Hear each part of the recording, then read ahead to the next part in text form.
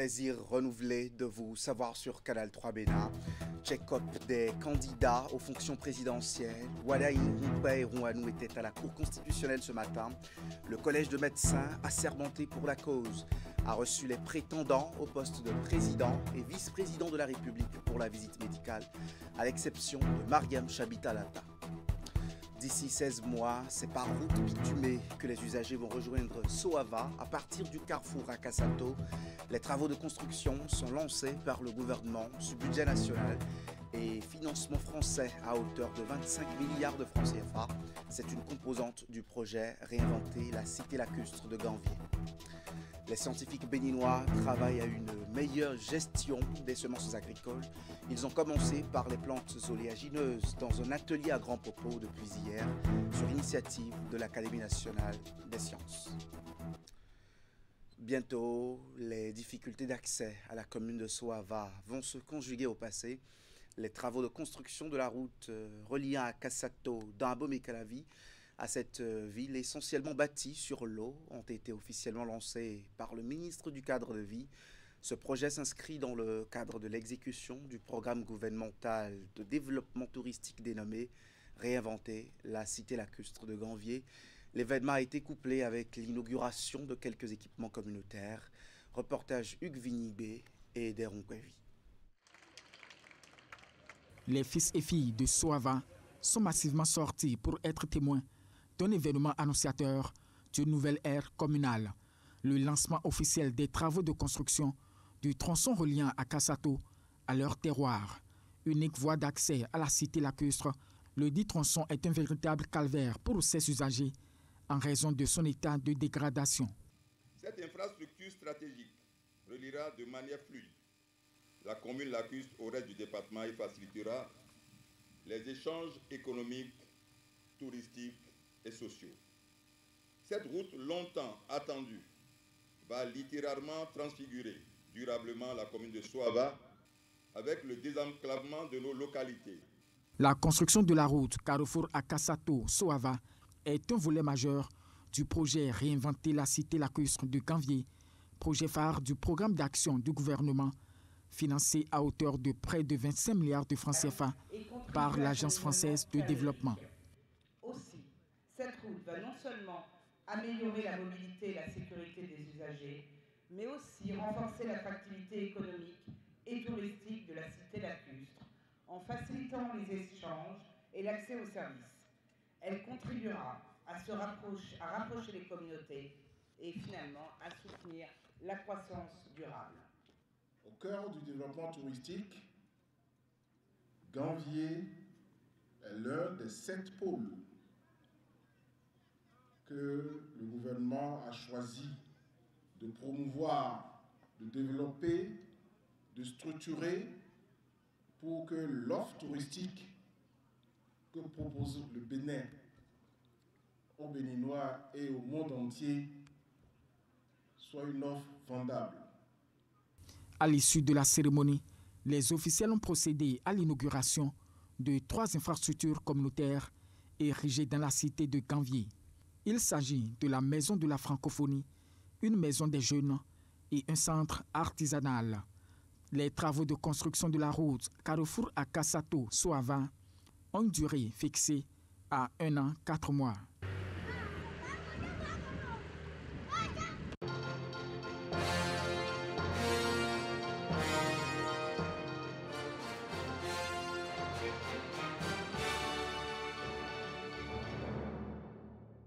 Annoncé à la Cour constitutionnelle ce jour pour l'étape des visites médicales, Romuald Wadaï de la majorité présidentielle s'est présenté sans Mariam Chabitalata, sa colistière.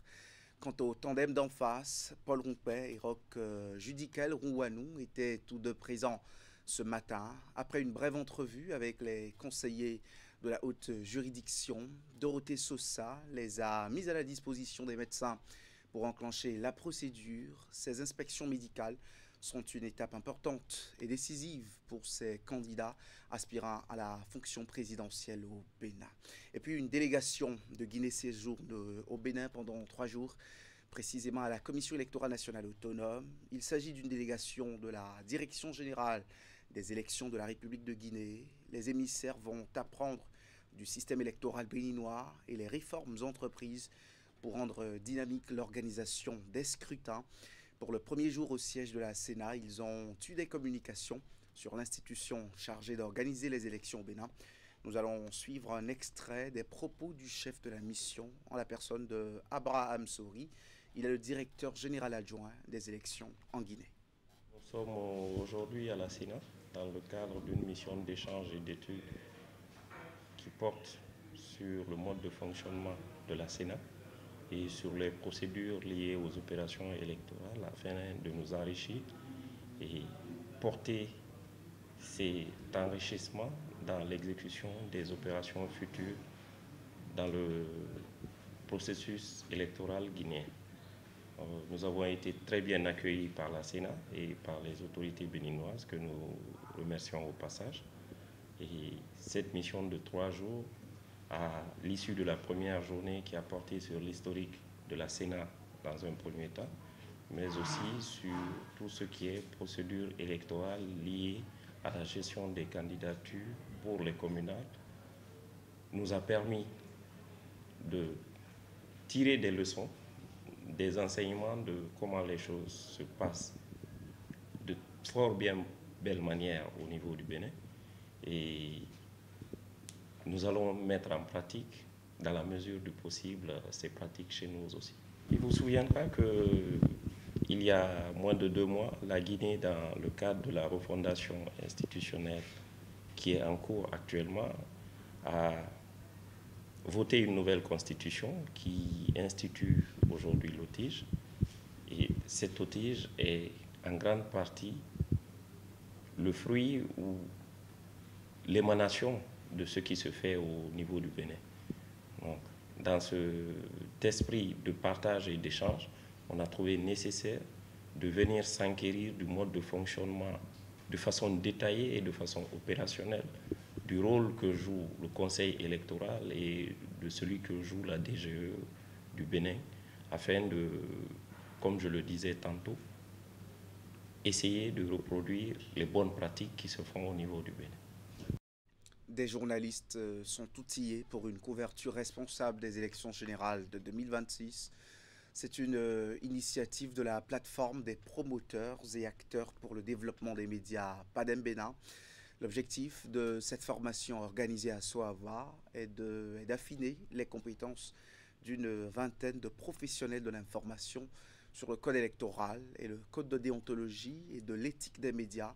Voici le compte-rendu de Ulrich Gaba.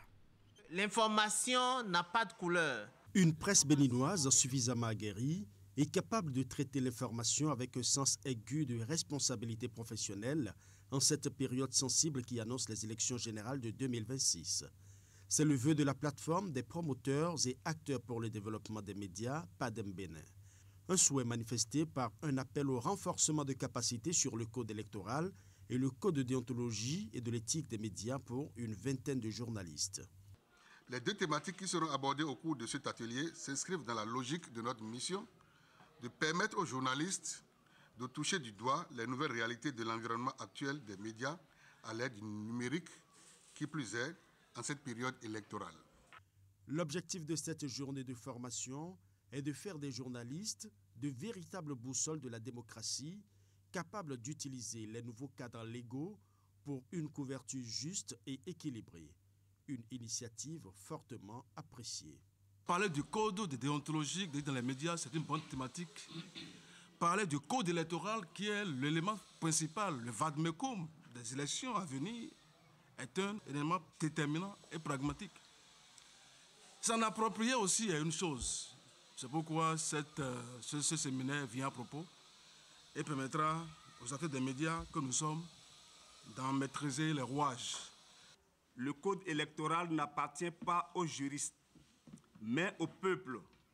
Le comprendre, c'est apprendre à respecter la volonté populaire.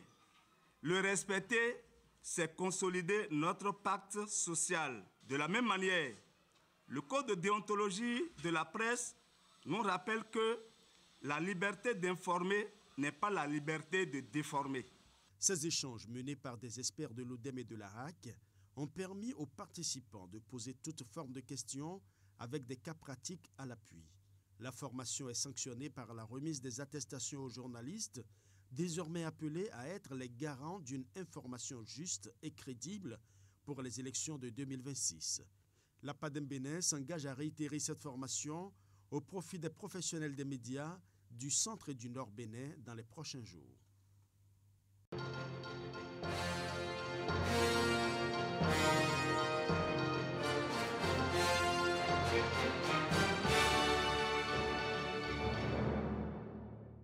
Après environ 2 semaines de pause, les conseillers du Conseil économique et social, les hauts conseillers de la République, se retrouvent à nouveau pour apprendre, partager et progresser ensemble.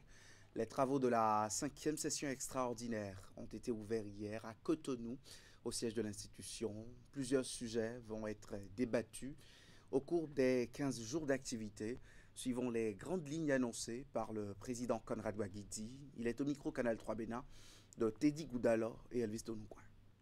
Cette 5e session sera l'occasion de faire le point de ce qui a été réalisé et de finaliser certains travaux que nous avons déjà entamés. Au titre des activités réalisées, je voudrais mentionner les séances d'imprégnation des lois relatives aux infractions commises à raison du sexe des personnes et à la santé sexuelle et de la reproduction dont nous allons examiner et adopter le rapport de synthèse. Dans le même sillage, le compte-rendu et le procès-verbal de notre 2e session ordinaire seront examinés et adoptés. Il en est de même des rapports de la 3e session extraordinaire des conseils départementaux du CES au titre de l'année 2025. Quant au point des chantiers à finaliser, je voudrais citer de prime abord le rapport assorti d'avis relativement à l'étude du projet de loi de finances, exercice 2026. Qu'il vous souvienne que nous avons démarré l'examen de ce projet au cours de la session précédente. Maintenant, nous pourrons adopter le rapport et transmettre notre avis au chef de l'État. On aura droit, au cours de l'une de nos séances de plénière, à une communication du ministre de la Décentralisation et de la gouvernance locale sur la gestion des conflits agro-pastoraux par les comités multi-acteurs de concertation pour la cohésion sociale. Par ailleurs, nous allons poursuivre l'étude de 4 nouveaux sujets d'autosaisine que nous avons retenus au cours de la session précédente. Il s'agit, premièrement, de l'impact des interventions des partenaires techniques et financiers sur le développement du Bénin. Deuxièmement, de la consommation de l'alcool frelaté au Bénin à travers les acteurs, les pratiques, les déterminants et les stratégies de lutte. Troisièmement, le secteur agricole au Bénin et la nécessité de repenser les modèles coopératifs pour une compétitivité durable et inclusive.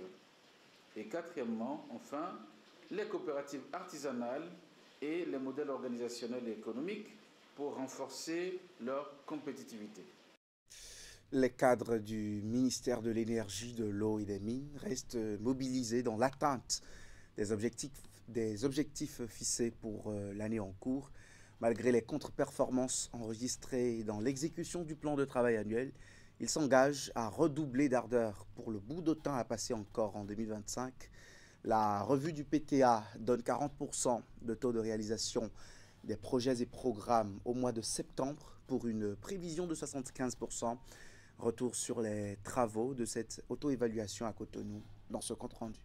Lorsqu'on est conscient de sa laideur, on se soigne pour paraître au moins présentable. Les chiffres au compteur ont de quoi démotiver. Pour 3/4 des réalisations prévues au 3e trimestre de l'année, les estimations vont légèrement au-dessus de 40% à la réalité. En fin septembre 2025, la revue trimestrielle du plan de travail annuel ne donne qu'un pic de 45% dans un seul secteur sur les 3 couverts par le ministère de l'Énergie, de l'Eau et des Mines. Il est observé une régression de performance comparativement aux résultats obtenus à la même période des années 2023 et 2024. Mais ensemble, et sous l'éclairage de Monsieur le ministre, qui est un homme de grande expérience, la pente se relève progressivement. Nous devons redoubler d'ardeur et je sais que chacun de nous est déterminé à redonner à notre cher ministère sa marque d'alors. Sans être à la hauteur des attentes, mais conscient de l'enjeu à quelques semaines de la clôture de l'exercice budgétaire de l'année, les cadres retroussent les manches. Fini les aléas des périodes tumultueuses. Cette revue PTA est l'occasion pour le ministre de tutelle de sonner la remobilisation. Il croit en ces hommes et femmes pour des performances inédites en un temps record. Si je suis venu ici ce matin, c'est pour passer le message de ma satisfaction par rapport à ce que j'ai vu durant ce trimestre, sincèrement, et vous encourager à rester mobilisés. Même si nous savons qu'en novembre, on va fermer la vanne, nous pouvons rester mobilisés pour la mise en œuvre et le taux d'exécution physique sur plusieurs plans. Le plus important pour nous, c'est de pousser le taux d'engagement. Les responsables de programme, responsables d'action, gestionnaires de crédit et les membres des unités d'appui au programme du ministère des secteurs énergie, eaux, mines et hydrocarbures sont déjà tous engagés pour gagner le pari d'ici la dernière revue PTA. Le monde scientifique, je vous l'ai dit en titre, décide d'apporter sa contribution pour une meilleure gestion des ressources phytogénétiques et des semences agricoles.